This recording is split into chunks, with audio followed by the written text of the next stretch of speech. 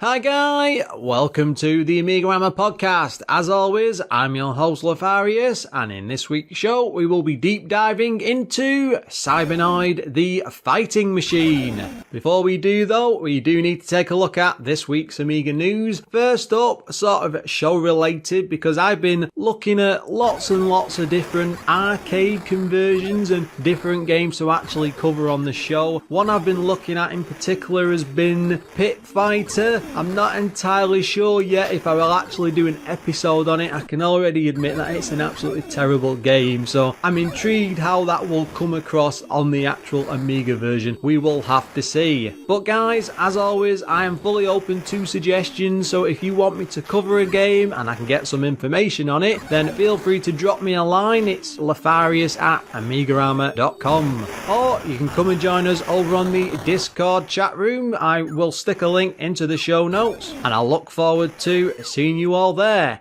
One of the biggest pieces of Amiga news I've noticed in the past few weeks is a game called RESHOOT, which is an Amiga shooter by Richard Lowenstein, and it's due out very soon. The thing that caught my attention is that he's currently creating an impressive making of series about the game, which he's showing over on YouTube. Now this looked fantastic and it was very detailed, and though it's only just started, it's just a couple of episodes in, it's well worth a watch, as he's going to walk through every stage of the development, explain how he does things, what he's got up to, and he goes into some detail bouncing back and forth. I thought it was a really interesting watch and it really hooked me in, but I'll stick a link into the show notes, so go and have a look. And the great thing about it is it actually looks like a great game. Lastly, and this is just a quick one, but this is something I noticed over on Indie Retro News. There's a new version of some Gotek software, which is the USB floppy disk plugin for the plug-in side of older Amigas and Atari ST. Now this is called Flash Floppy, and it's been released by K. Fraser, and now it's capable of reading and writing ADF and HFE images. Now that means no more manual disk swapping, which is the biggest plus, and it also comes with an auto swap feature. So if you're running a game like, say, Beneath a Steel Sky or one of the Monkey Islands, you've got piles and piles of these discs, you just stick it in, let it run, and it will automatically choose the disc for you as it requests them, without any sort of messing around or reaching for the button and flicking it down the side, which is always a bit of an annoyance. It's not a major annoyance, it does take you out of the experience a bit when you're really caught up in a game. And it also has direct support for something called HDM image files, and it's just amazing how advanced this stuff is getting. I mean, I've had a couple of these Gotek drives over the years, and I couldn't really do without it. Effectively replace the floppy disk drive completely because it was such a nightmare to deal with. But I love being able to just stick stuff on a USB stick and swap it between Amigas and, between the PC and the Amiga. It's really easy to transfer stuff back and forth, so whatever improves this software and makes it work better, I'm definitely all for. That's about it for this week's news, so let's move on to this week's game.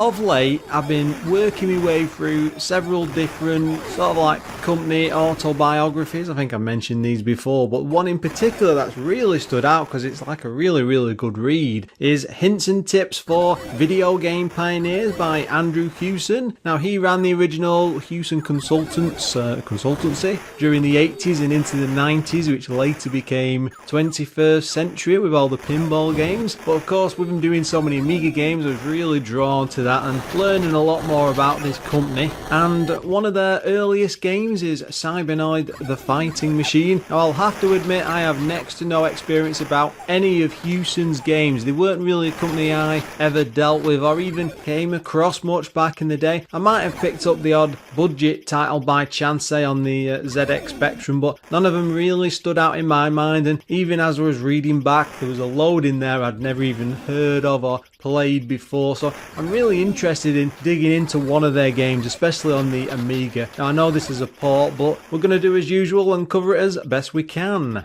Now when it came to publishing Amiga games, Hewson worked on things like 5th Gear, Custodian, Cybernoid 2, Exelon, Future Basketball, which is a very popular Amiga game I believe, Nebulous or Tower Topular, as a lot of other people know it now, Steel, Synapse, loads and loads of games. I'm going to go back to Hewson on and off over the years to come. Years? Man, I am getting a bit ahead of myself there. I definitely meant shows. This was developed in-house of course, but they had AP Cooper working on it and it was released in 1988. It came on just a single floppy disk and it was a single player game only, priced at £14.99, so it's not a high-end title at all. Now, the coder behind the game was Tony Cooper, that must be the AP Cooper. He also worked on Cybernoid 2 The Revenge. The graphics were done by Stephen Robinson. He worked on Nebulous, or again, Tower Toppler. Also, the music was worked on by Raffaello Secco. Apologies if I pronounced that wrong, I couldn't work it out at all. This is only in text I've seen it. Now, he worked on First and Second Samurai, which are very, very famous games. I have been trying to do some fair bit of digging on them, but they weren't on the Houston roster. They were by other companies, so I've not been able to find much out, I'm afraid to say. He also worked on Stormlord.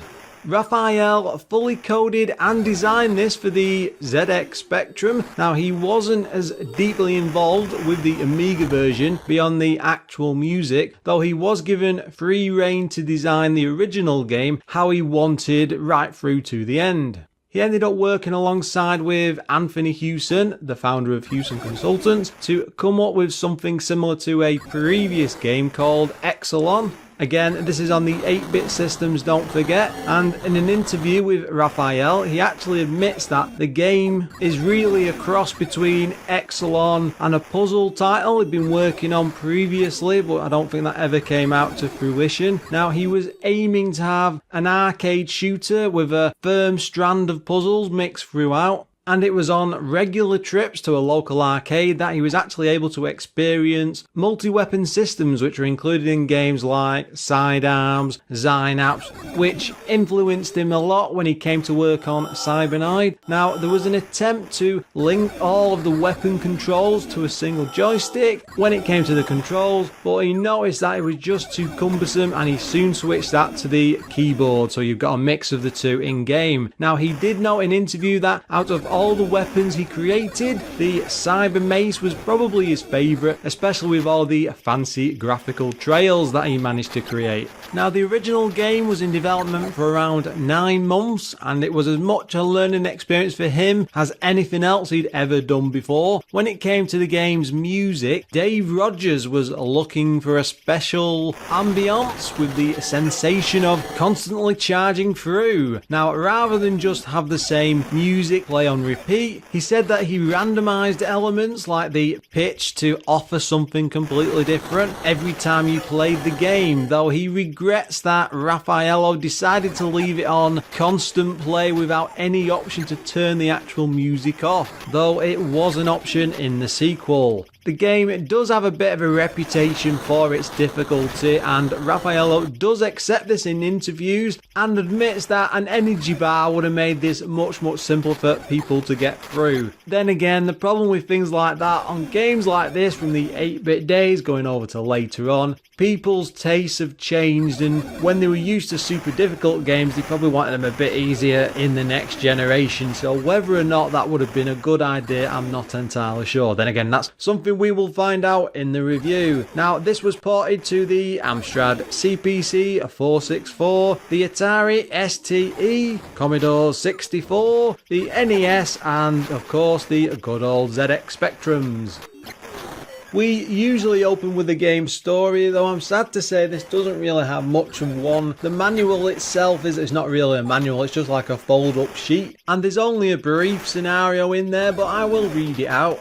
Federation storage depots have been raided by pirates, taking valuable minerals, jewels, ammunition and the latest battle weaponry. You have been commissioned by the Federation to retrieve the cargo and return it to a storage depot within a specified time limit. Extra points and an extra ship will be awarded if you succeed. The pirate craft have activated all planetary defense systems, which you will have to negotiate, as well as with the pirates themselves. If you fail to reach the depot within the time limit, or the value of your retrieved cargo is insufficient, you must forfeit one of your Cybernoid ships. It doesn't go into any sort of detail about what the Federation actually is, or even why you're supposed to care. I mean, the Federation of what? The Federation of Planets? The Federation of some moon? I have no idea. I suspect it's based on Star Trek, though these things usually are, especially in the 80s and 90s. Now, the game itself consists of a single screen. Everything must be cleared or avoided before moving on to the next one. Now, the opening section that you begin in starts with you off on your own, sat in your ship, which is on this landing platform, with a volcano just sat off to the right hand side, which is actually spewing these small round balls of lava. Well, they're supposed to be rocks, I think, though I'm not entirely sure because it's an odd mix of colours. There's an info bar spanning the top of the screen, which only takes up a small sliver, but it does actually show off all the ships that you have, you know, like number of lives, 6 in total, the number of points you've got, the cargo value, secondary weapon that you can use, as well as a timer bar. Now, that's not in numbers, it's in actual colours. It's literally these little bars that move along, and it counts down slowly as you explore throughout the screens, or the stage, if that's the right term for it. The idea being, of course, that you reach the end of the stage before the timer runs out. Now, the game is effectively a treasure hunt. I mean, you could tell that from the story. You just have to survive till the end of each section and gather as much loot and ammo as possible, as well as little bits to kit out the ship before you reach the exit. When it comes to the controls, it's pretty simple movement, as the ship is affected by gravity. You know, it falls at the drop of a hat. Now, you have to keep holding up to keep it hovering in space, if that's the right term for it. Pressing fire will send out your normal shot, but if you hold down fire, it will actually use your secondary weapon. When you make it through all of the enemies in the actual screen that you're on, it will flick over to the next one, but there is no option to go back whatsoever. Once you move on to the next bit, you're done with that section and you just keep on exploring. Now, there's a choice of 5 secondary weapons. Now, these are all activated using the F1 to F5 keys. They range from bombs and mines, a time-limited shield, bouncing bullets which boing around the screen a fair bit, Seeker Missile 2, which acts a bit like a homing missile. Now, there's not a great number allowed for each, and they've all got a limit to them. For example, it's only 8 for the Seeker Missile and 40 for the bombs. Now, luckily there's a lot of ammo spread around the levels, and you can also upgrade the actual number that you can hold if you manage to find these yellow canisters which are dotted around throughout the stages, but those really are few and far between.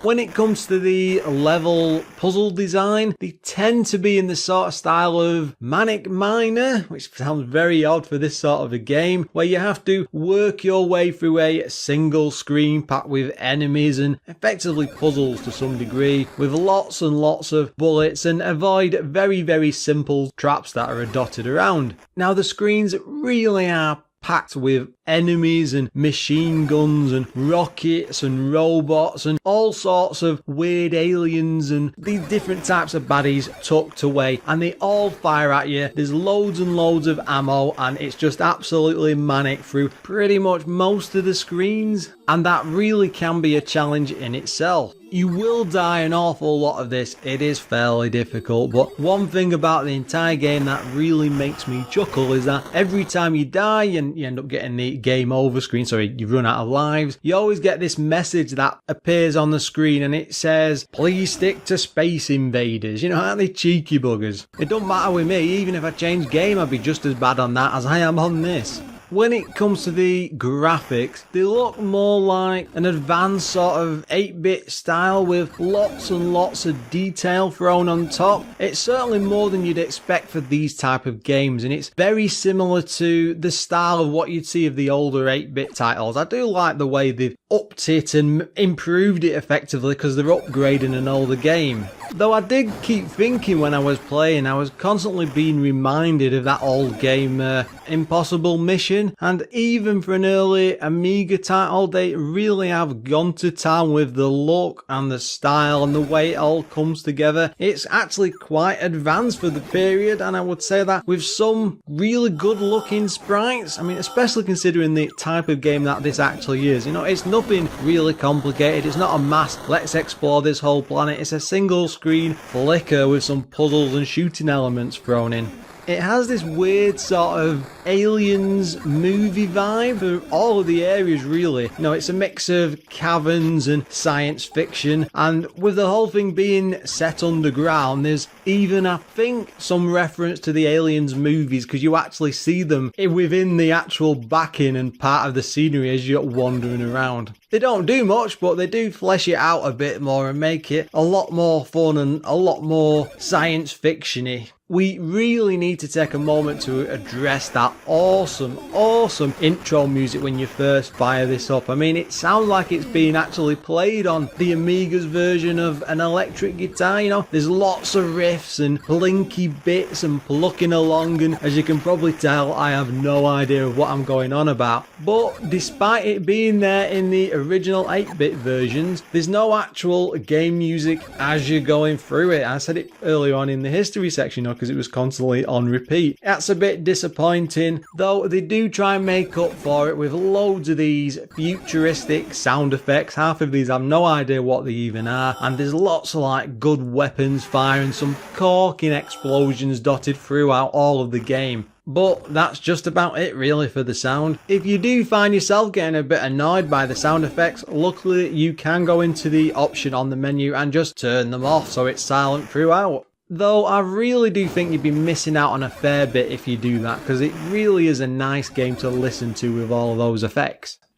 We do need to start looking at some of the game's problems though. First up has to be the difficulty. Now for me this was off the charts. Some of the enemies move at a fair old pace and you really don't have much of a chance to either react to it or move around them or get out of the way. You know, your ship isn't the quickest, it moves at a set speed. Not exactly fantastic. As it was moving around the screen, it always reminded me speed-wise of the old Thruster arcade game. A bit slow and a bit ponderous, you know, it's that floaty sort of weight as it moves around the station with that sort of odd delay behind it. When you've got quick and nippy enemies moving around the screen, it's not the best situation to be in when you try to get around stuff. I sort of mentioned it before as well, but the lack of music throughout the main game, it really does need mentioning because it's a bit off-putting after you hear that awesome opening music, and you'll have heard it right at the beginning of the show. I want that sort of thing throughout the entire game. All we're left with though is the sound effects, and though they're great and I really like them, it's just not enough.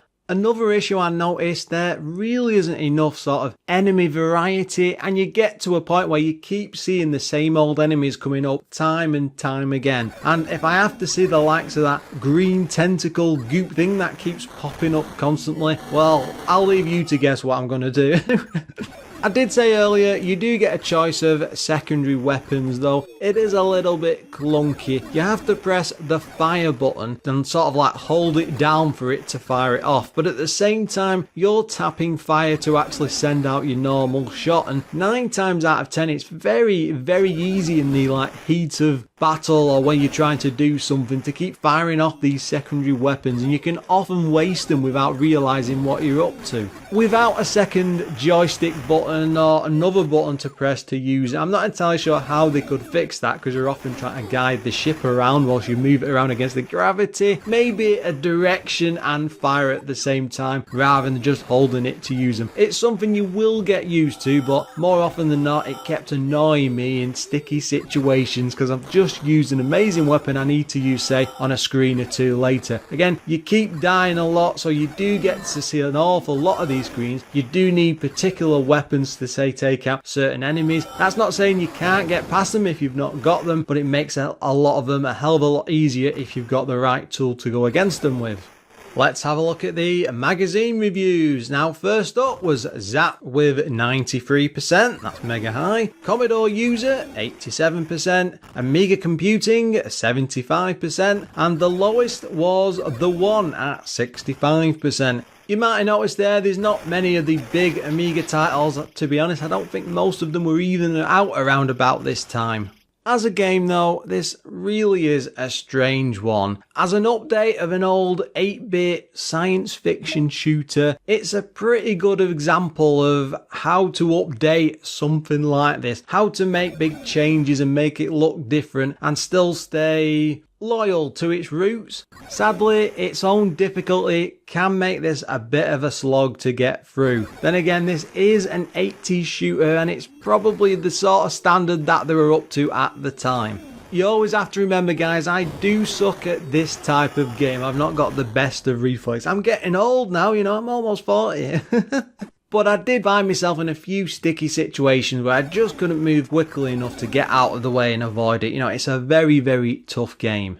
Mostly though, it all seems to work. It has all the right parts despite missing out on things like bosses, say, or lots and lots of different enemies. Again, I said that before, there's not much variety there, which is a tad annoying. Now, the levels are quite big, though they are limited by the single screen flicking. Once you are past them, that's it, you're done, there's no going back. And it feels like you should be able to go and explore and see different sections, and you know, you might scrape through a bit, power up your ship and think, oh, I'll go and see what was on that other screen. No, that's it, once you're through, you're through. And I really think it would have been so much better to have that option just to return at least. Now, I was really impressed with the amount of enemies and bullets that appear on the screen at once. There's no sort of like slow down or flickering or anything crazy like that. There's also lots and lots of different colours on screen, and that's got to be thanks to the Amiga, especially compared to the older 8-bit versions. And they've literally filled each of the areas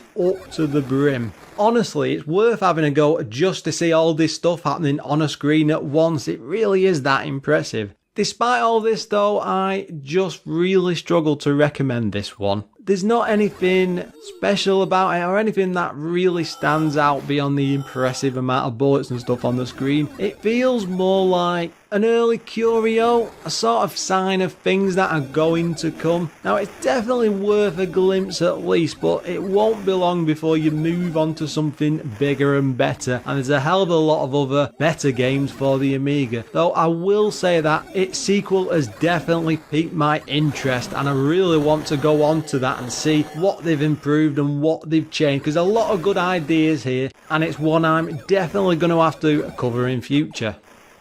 With that, it's time to bring the show to a close. As always, if you'd like to leave a comment about anything you've heard, you can do so over on the Facebook page, which is facebook.com/AMIGArama. Follow me on Twitter, which is @AMIGAramaPod, or drop me an email, which is lorfarius@amigarama.com. We of course need to send out a huge thank you to all of our Patreon supporters, and they are Adam Bradley, Darren Coles, Graham Vebke, Glenn Milford, Jason Warnes, O'Brien's Retro and Vintage, Premsky, Retro Ravi, Richard Legg, Sneff and Treble. Until next time, guys.